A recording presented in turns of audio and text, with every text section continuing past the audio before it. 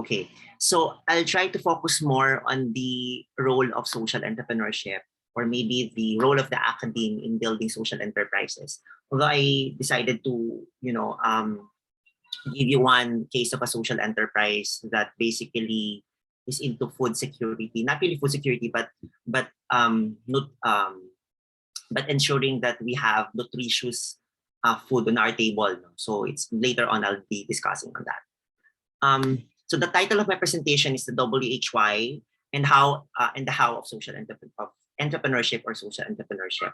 So I'll give you a bit of a situationer of the global context and national situationer of social entrepreneurship, the concept of sustainability, and how the concept of sustainability is relevant to social entrepreneurship and social innovation.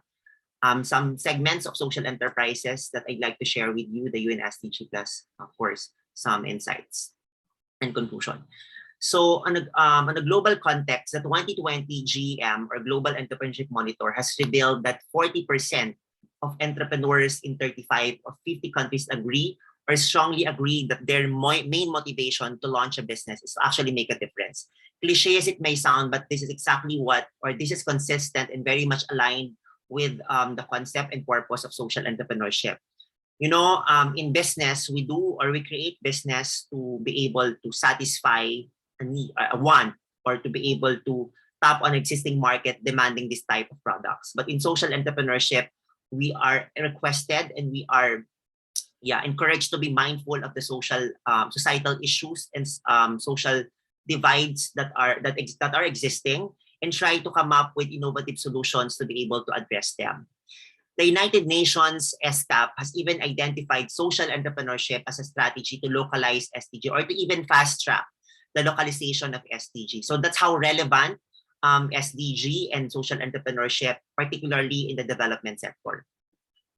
In the Philippines, there are about 164,473 social enterprises. And these social enterprises take the forms of cooperatives, microfinance institutions, fair trade organizations, and new generation social enterprises whose main objective and role is to actually work with the marginalized and address their social problems. As part of the social economy sector, SEs represents actually 15% of the total micro, small, and medium enterprises. And as we know, 96% of the total business community of the country are actually MSMEs.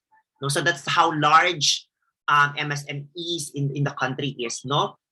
But as early as March of 2020, a lot of them had to close down because they weren't prepared in terms of their business continuity and sustainability plans, which is why also a lot of people lost their jobs and source of livelihood.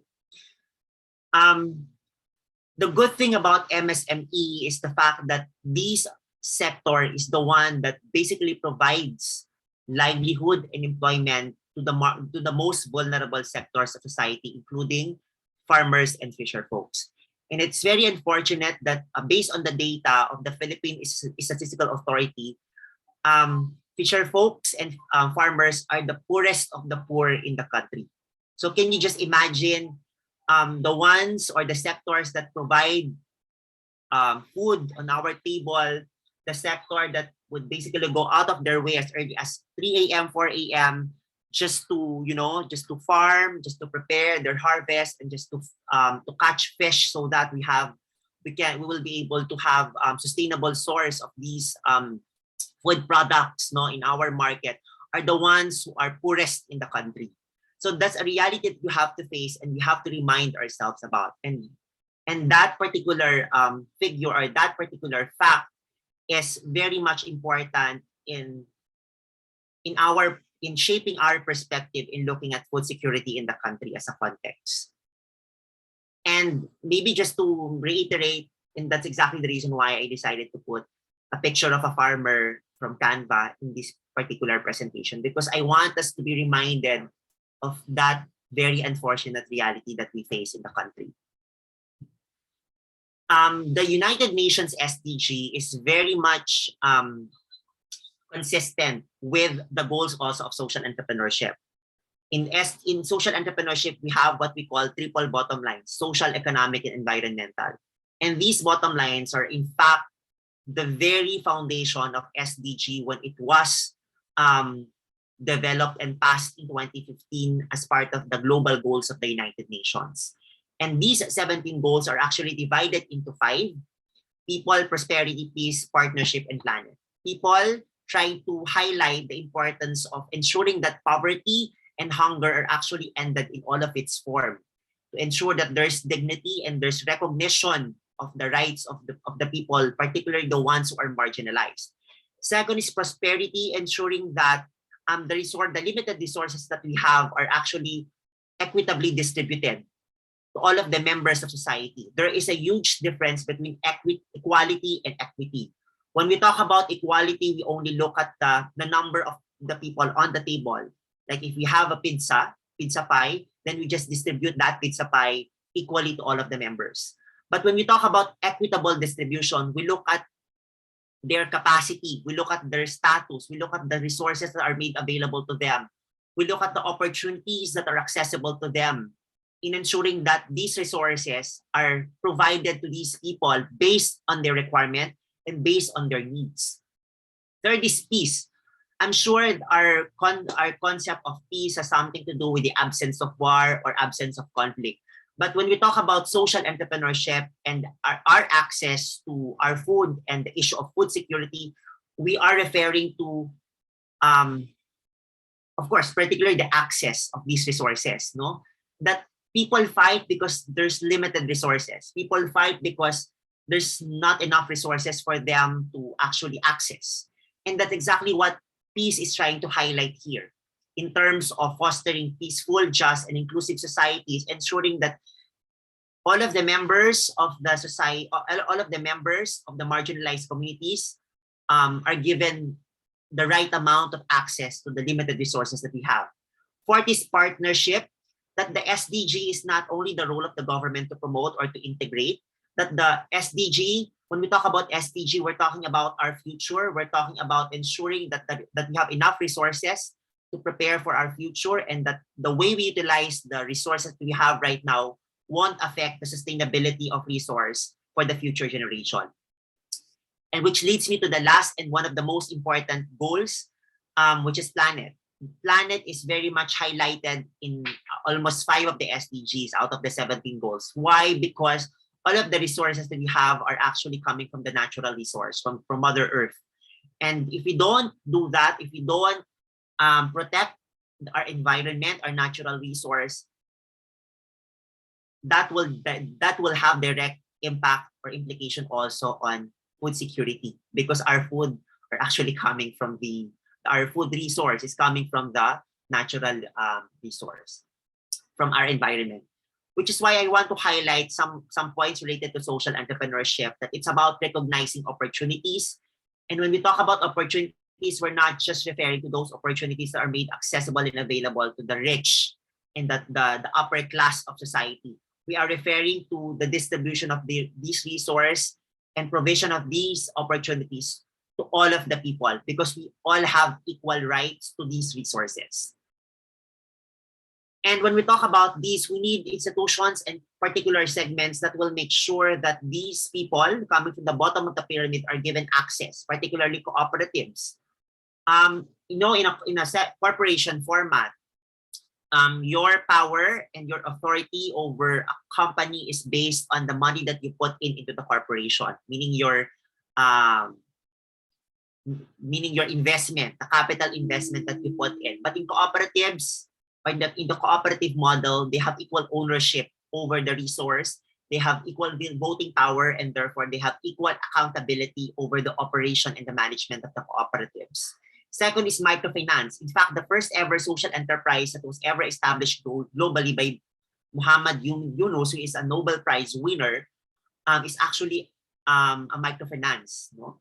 It's considered, these institutions are considered banks of the poor. They don't require collaterals most of the time, because they provide small loans, amount of loans to people so that they can start their own livelihood and they can generate enough income for the sustenance of their families. Third is fair trade organizations. They work directly with farmers. So this is very much relevant to food security, because they want the farmers to actually benefit from their own hard work. Because what happens now is that the middleman and some other distributors are the ones benefiting from the hard work of the farmers. Why? Because they do not have enough resources to actually bring their products from the farming communities to the market. That's why the middlemen are the ones who benefit or the ones who get a big chunk of the pie in terms of the resource generated from the farming communities. And of course, new generation social enterprises, the SEs that you see now, Messy Bessie, Rags to Riches, Nama Microgreens, and some other SEs that we have right now. The good thing about new generation SEs is that they have flexibility in terms of how they design the business model of the SEs and what type of involvement and the type and level, and as well as the quality of involvement of their key stakeholders in their social enterprise activities. So these are the segments of SEs in the country. I'd like to highlight as well that social entrepreneurship is a process of building and understanding the society at large through the lens of inclusive and sustainable development. That gone are those days when our only solution to malnutrition or food security is feeding program. Gone are those days when we use medical mission as our solution to access to public health care. If those solutions are that effective, why do we have to face the same type of problems even up to this day? So we need to be able to rethink the way we look at things.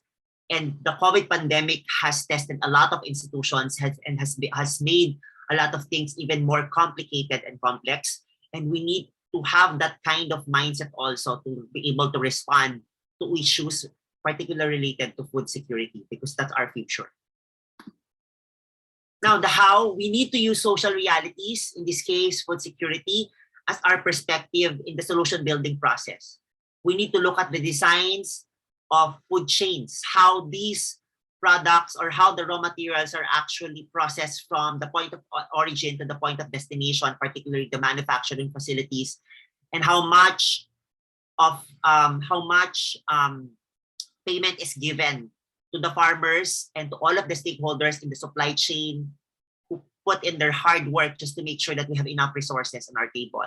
Second is we have to procreate a solution to entrepreneurship by actively listening, questioning, sharing. What happens is that, you know, there is this issue about the amount of investment on research, particularly in farming communities.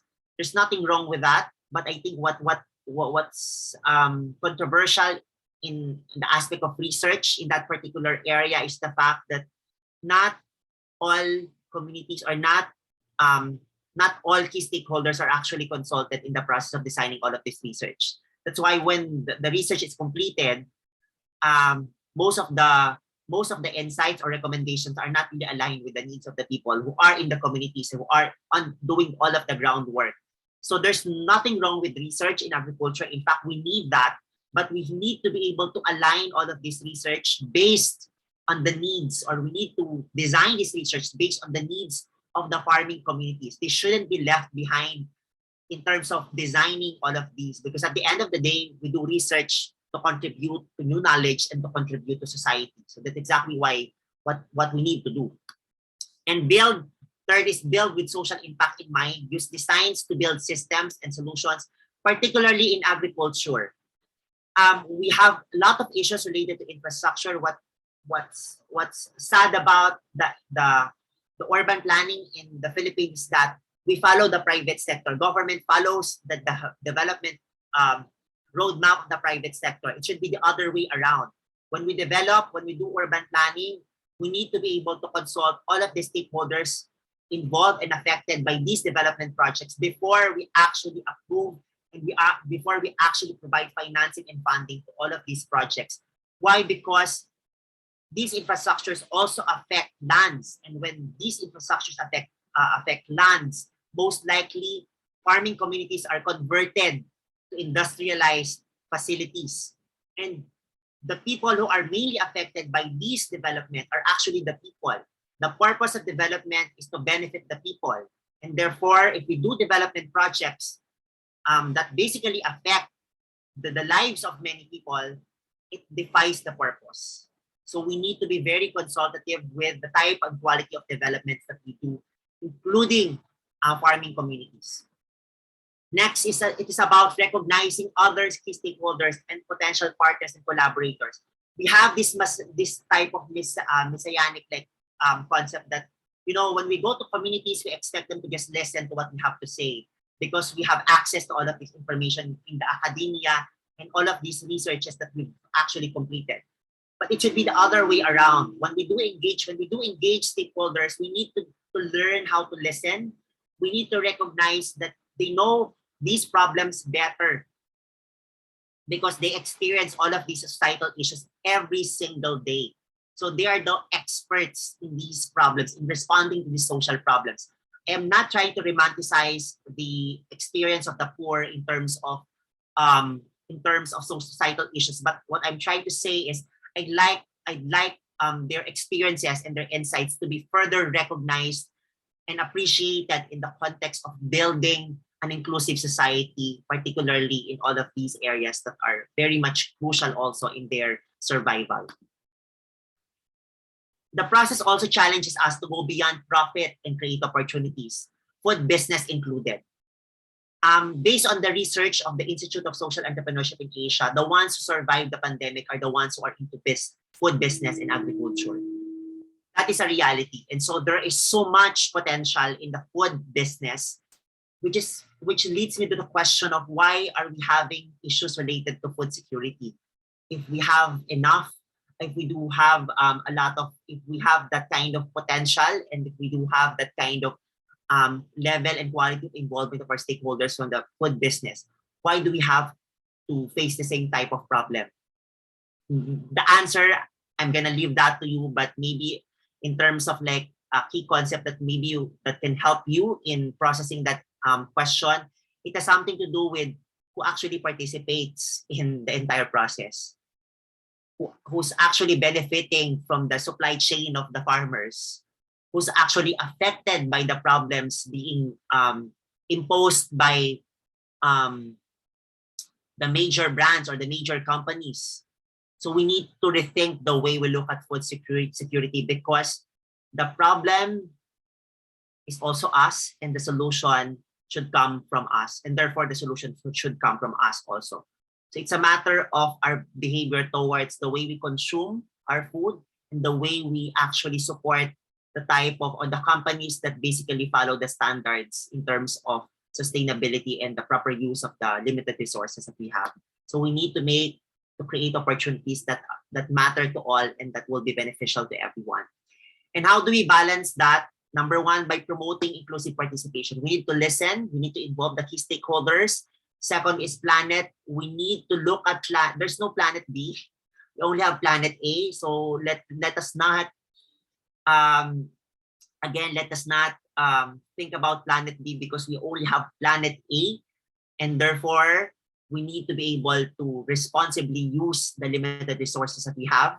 Third is profit, ensuring that the income or the economic benefits are actually distributed properly to all of the stakeholders, particularly the ones who are part of the vulnerable sectors. That leads me to this example. Nama Microgreens, this is a Lasallian Social Enterprise. Basically, they promote urban farming via microgreens. Microgreens are freshly picked 2 to 3 inches tall vegetables. The health benefits are much, the benefits are much higher, or parang the benefits are really good are much better compared to the vegetables that are accessible in the market, no? So they grow microgreens as a source of nutrients for vegetarians, sports enthusiasts, and of course food lovers. So they aim to educate consumers about the use of microgreens, value chain, and the benefits to the environment. So this is a perfect example of triple bottom line. Social because they try to involve the communities in planting or in growing microgreens in their own communities. So that gives them additional source of income. Second, they promote environmental sustainability and of course, the use of nutritious food. And third is its economic benefits because they provide additional source of income to the people in the communities. So just to give you, as requested by Sir Elmer, I'm giving you sorry. I'm giving you an example of how we do it in LaSalle in terms of the in terms of the curricular integration. We started our program, or we started our initiative, our curricular initiative, as part of the NSTP-CWTS. So we redesigned our NSTP to include the social entrepreneurship as our lens and as our way to basically promote sustainability and recalibrate our efforts. Because, you know, usually NSTPs are designed to do, dole out projects. Usually that's the case, no? They design dole out projects or they implement dole out projects. So we redesigned our NSTP to allow our students to develop programs that are more sustainable and that are very much aligned to the needs of the communities, no? And that's how we started our curricular efforts. After that, we figured that we have to involve the senior high school. And so we designed additional curricular syllabus or contents for senior high school. And then undergraduate courses, because I also teach in the RVR College of Business, particularly sustainable business and social entrepreneurship. And then that's how we designed it. So we decided to expand our efforts to allow our students to have longer formation instead of just us offering a separate formation program, which is voluntary. We included in the curriculum to allow them to be exposed in the concept of social innovation and social entrepreneurship before we allow them to be involved in our regular fellowship and online mentoring. So after going through the process, they become members of the Lasallian Social Enterprise Network. And recently, we added additional efforts to highlight the use of service learning as a transition strategy from senior high school to CWTS, from undergraduate electives to the LSEED online mentoring. So as a background, service learning is curricular. So we redesigned our syllabus to allow our students to develop projects that are directly related to their curriculum, and by allowing them to work with communities also in designing all of these projects. So service learning allows our students to have like another layer of experience or level of experience in terms of using curriculum as a means to serve communities in the context of through the concept of social entrepreneurship. So we added that.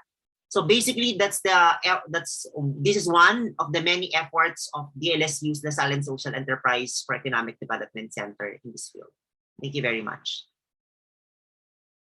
And I will leave you there with this quotation, that social entrepreneurship is a leadership style that builds from the understanding that solutions must come from the people themselves.